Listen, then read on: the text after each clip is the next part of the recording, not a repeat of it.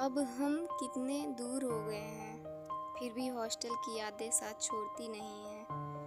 वो मेन्यू के नाश्ते याद आते हैं, जिसमें से कुछ दिन ही हम नाश्ता लेने जाते थे। सैटरडे का पोहा, संडे का ब्रेड पकौड़ा, मंडे वाली पूड़ी और चाय याद आती है। वो लाइट जाने के बाद वाला शोर याद आता है। वो 2 बजे रात को भूत की कहानियाँ और दूसरों को डराना याद आता है। वो ठंडी के दिनों लकड़ियाँ चुराना याद आता है।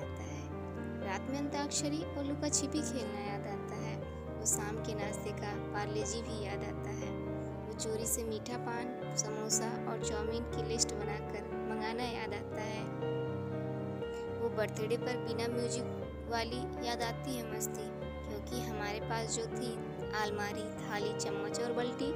किसी के बर्थडे का हमें रहता था बेसब्री से इंतजार, क्योंकि करना रहता था जो उस पर लातूसों की बौछार।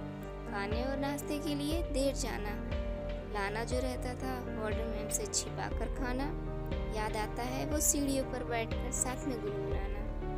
याद आता है चुरमुरा बनाने के लिए करने वाली चोरी, क्योंकि हमारे पास सिर्फ रहती थी तेल और छुरी। याद आता है हर चीज़ के लिए लगाना वो लाइन, नहाना हो या करनी हो कोई साइन।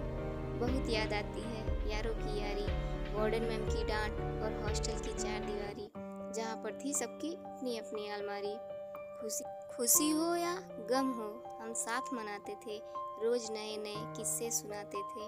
अब वो हॉस्टल के दिन सच में बहुत याद आते हैं।